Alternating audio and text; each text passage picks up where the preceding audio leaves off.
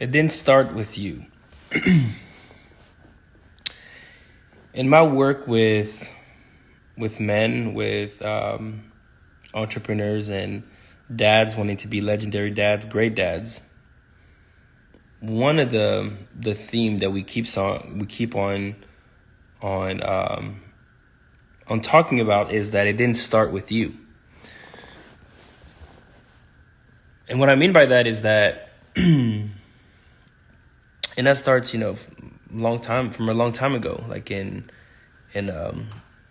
religion, especially in the Bible. When you look in the Bible and you look at Adam and Eve and other religions, this thing with like sin, right? Missing the mark, in how you inherit some of those sinful nature. But when we talk of something that is more relatable to us, like anger, anxiety, depression, like that kind of stuff, that you might have something that you're dealing with, that you're believing that it's yours. You're believing that that's just what it is. Like you just have it. You just this person that, is angry all the time, or just anxious or depressed or whatever. But it didn't start with you. Somebody else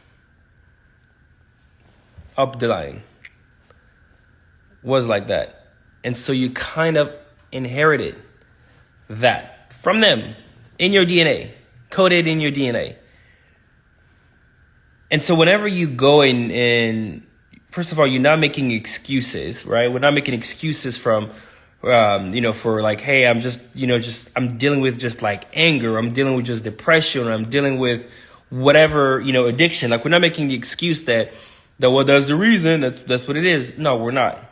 But we're trying to understand, how did this, happen? How did we get here? And so being able to go there, like giving you an example, for example, like for myself, like I've dealt with since I was little, of feeling inferior, right?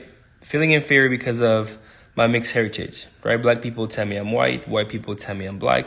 And so I would just be in this place of feeling inferior. And so I would just do whatever I can to just make myself not feel that. And that would be being superior, building something to protect me so I can feel superior from everybody else. I'll be strong like black people, smart like white people, and then I'm going to show both of them.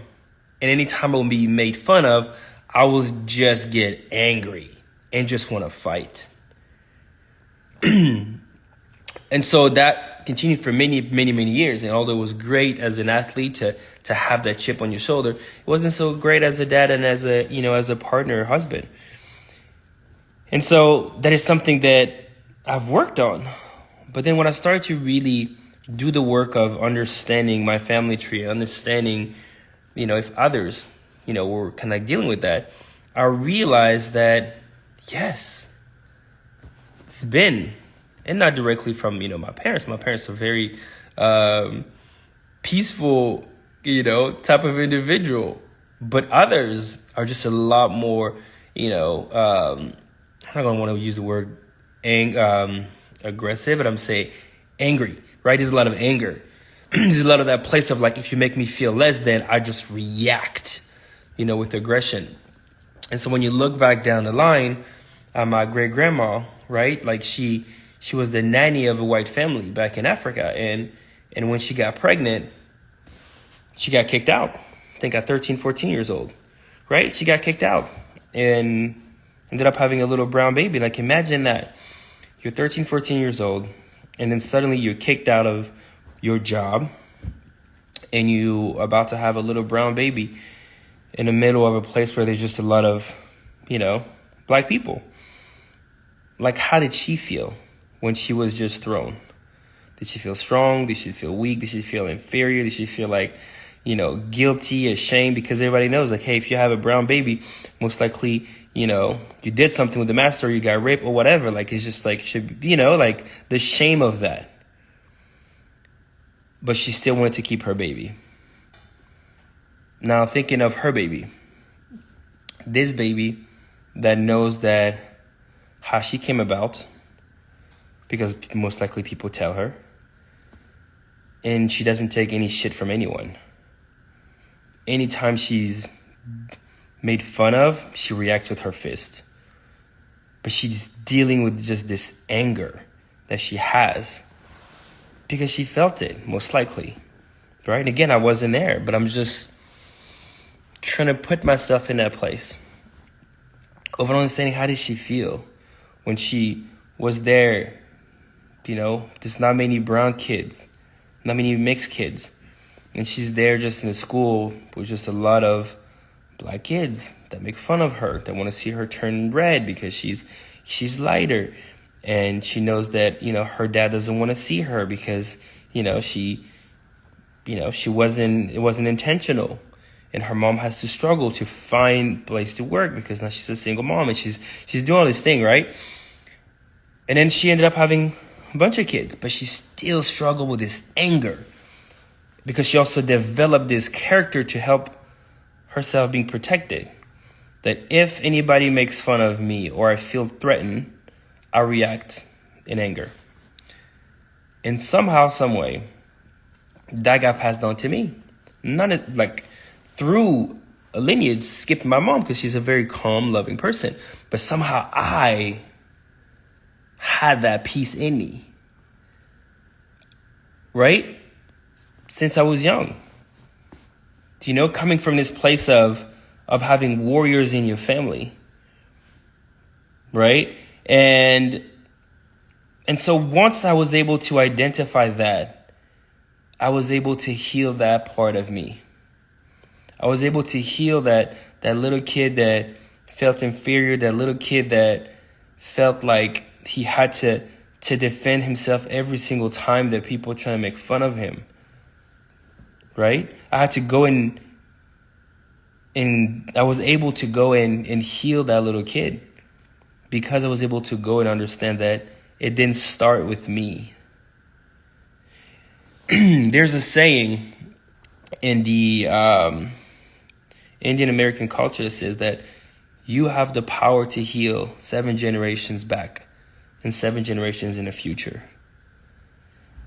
And so instead of the movement that I'm leading, the Dad, the Myth, the Legend, that is part of like what we aim to do, which is to be able to go and be that person. Not because we're better, but because we decide to raise our hand. We decide to do something different. Right? I've shared the other day the 5 identities that you need to adopt to be a great dad. What I mean by a great dad, I mean like the legendary dad, right? Because I know sometimes like people, when you think of great dad, they're like, well, you can be a great dad with a... And I'm like, I'm talking about a legendary dad. I'm talking about one that just like marked their family tree. The one that raises his hand and says like, I will be the one. Not because I'm better, but because I'm willing to step up and lead in that capacity. And so one of this identity was that you have a weaponized body. Now, a weaponized body does not mean that you're like super in shape, super fit. It just means that your body is a weapon. That means that you're taking care of your body, you're taking care of your health. You don't just throw garbage in your body, don't take care of your body. Like your body is a weapon. That means this, that means this. Your body, physical body, a weapon. Then you have to be this kind of what I call like a divine navigator, which is being able to be also in the spiritual realm, like of be connected. Right? To be able to be connected with your inner self, but also with God. Because there's many things that happen that you can't make decisions alone. Right? And I'm not talking about, well, making a decision with your wife. Like, yes, but that's not what I'm talking about. I'm talking about inside of that spiritual realm. I'm talking about being connected, having dialogues with God. It's such an important piece of being a legendary dad. Because there's many things that will be required of you that sometimes don't make sense in the regular day-to-day, right? Then the other one is to be able to be a lover. That means to be able to love your family unconditionally, love your kids. That means like peace. That means hug, like to be a lover. Many times you have warriors that have a hard time being lovers because they just fight, they hunt, they kill, right? Like that piece. And so it's hard to be a lover because it's a character that they don't have. And so that's why I say it's an identity that you have to adopt, right? Being willing to hug, to kiss, to give space. And And then being able to be a protector. And a protector does not mean that you, like with my fist protector, it means to be able to hold space, protect the space, protect the container of the house. Like understanding the value of everyone, right? Protecting their emotional well-being as well as their mental well-being, like that, being that protector. You know, when you have a big family like mine, you know, it is really a challenging but worthwhile challenge to be able to be the protector for all those people, those kids, my wife, so they can all feel safe at home. Because, you know, sometimes you have kids that are at home, but they don't feel safe even with their siblings because they feel like nobody's listening to them. They don't have this emotional safety. We're not talking about physical safety. I'm talking about emotional safety here. Then you have to be a provider.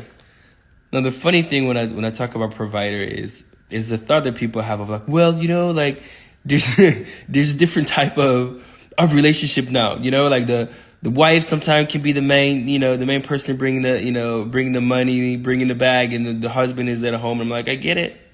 There's a lot of different dynamics. Here I'm talking about being a legendary dad, living inside of your masculine energy and having your wife being able to live in her feminine energy, right? Fully expressed. Now, if that means that, you know, it's not you that's providing, okay, cool. My definition of a legendary dad is one that provides and that allows his wife to work if she wants to work or not. You know, oftentimes inside of relationships, I'm not going to put that general. I'm not going to say this as a general statement. I'm going to say in some relationship, if you had to ask the woman, would you rather work or would you rather, you know, be there with your kids? Hey, she might say that she want to be at home with the kids. But because her job allows her to make more than her husband, she is the one that's going out and working and her husband staying home. You know? And so if there was an option for the husband to be the one working and, you know, make more than his wife and she can stay home and really live inside of her feminine energy, she might be more willing to do that. Not because she's forced, but because she has a choice. Because the other side is that she does not have a choice, and that's why she has to go and work and he has to stay home, right? And be a support husband. And so there's nothing wrong with a husband being a support husband, except that those relationships don't always last a very long time, right? In my work with men and, you know, and inside of the men's circle that I've been, the men starts to struggle, right? With being this support husband, you know, the dishes, the laundry, you know, he just mentally starts to struggle, but he doesn't want to say anything, but he's starting to struggle. And then his energy is starting to just be weird, right? And so that's why I said to be a legendary dad, like you have to be a provider and allow your wife to be able to work if she wants to work, not because she has to work, because she's producing more than you. And that means you have to raise your skill set. So going back to, it didn't start with you. Once you understand and you've looked back at your heritage, at what or where it started, then you can heal that wounded child. Then you can move to adopting those 5 identities. Then you can ultimately be free. First, you got to wake up. You got to wake up to where you at and what's happening and how it started. Then you got to take a knee to God and ask for help to be able to see what you didn't see before. And then you have to have it all. And then you're working on having it all. The body, the purpose, the relationship, the production. And then you can be free. Because you can't be free if you're in scarcity in any one of those core 4 domains. It is hard. You know, it's hard for somebody to think about purpose and calling in life whenever they're having a hard time paying their bills. Like, it's hard, right? It's hard for somebody to think about even going to work whenever they're sick or their back is hurting or their knees are hurting or their ankle. Like, it's hard when your health is in despair, is in that valley of despair. It's very hard to go and think about working, right? When your mental health, when you've hit that dad fatigue, it's hard to go now and suddenly think about, how am I going to produce more? Well, the only thing you want to do is just sleep. It's hard. It's hard. It's challenging. And so we're talking about being able to have it all. Body, being, balance, and business. 4. And then you can be free. And once you're free, then you can navigate and you can explore and you can connect. But the funny thing is, once you heal you and your wife heal herself, then the magical thing happens. Suddenly your kids feel lighter. We've seen that in our own life here with our kids. You know, it was just a wow moment for both my wife and I to see that happening. You know, and so I hope that you would experience that as well, because it's one of the best feeling you can have. Best feeling you can have. And I'm having more and more men experiencing that. So for me, it's not even something hypothetical. It's something that I can feel. It's something that I've felt. It's something that I've seen. It's something that I've heard from other men as well. And so it's not something I read in a book, something I've experienced, something that I've seen and I'm seeing happening now. So if that's you and you're kind of in this place of, hey, I'm still struggling to heal that, you know, those childhood wound, you know, I'm struggling inside of anger or depression or anxiety, or just like I don't have anybody to talk to because, you know, my world is just very cutthroat, or I just feel alone, reach out. Because the funniest thing is, as much as men we can feel alone sometimes, we're really not alone. We have a support group around us. It's just hard to go and ask for the help.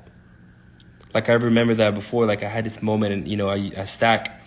You might see instead of my feed, I say, hey, lessons from the stack.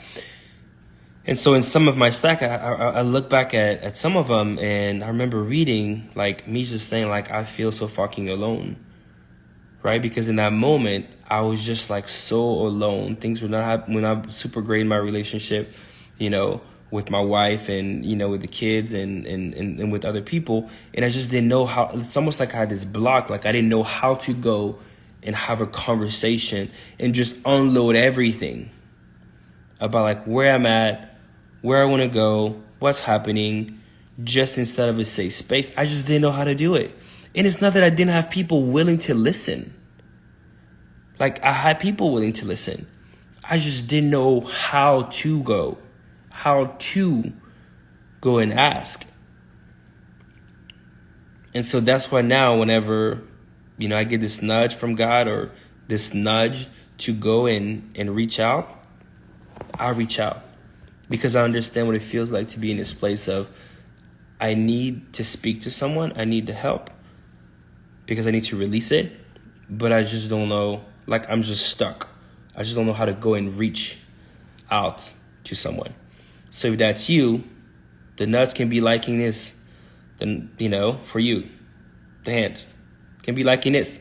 Can be just sliding to my DM and then just say, hey, love the content. And then we can have a conversation. And then we can do what I call a war map. Right? Because every day it is a war that we're going to. As dads, as entrepreneurs, as husbands, fathers, it is a war. And we need to see what the map looks like in order for us to go to war. So I would love to do a war map with you. Your legend war map. So you know where you're at, you know where you want to go, and we know what that bridge looks like. Okay? So if that's you, click messages and send me a message now. Okay, it's Julian signing out. Say, remember to release it, be seen, don't hide. Peace out.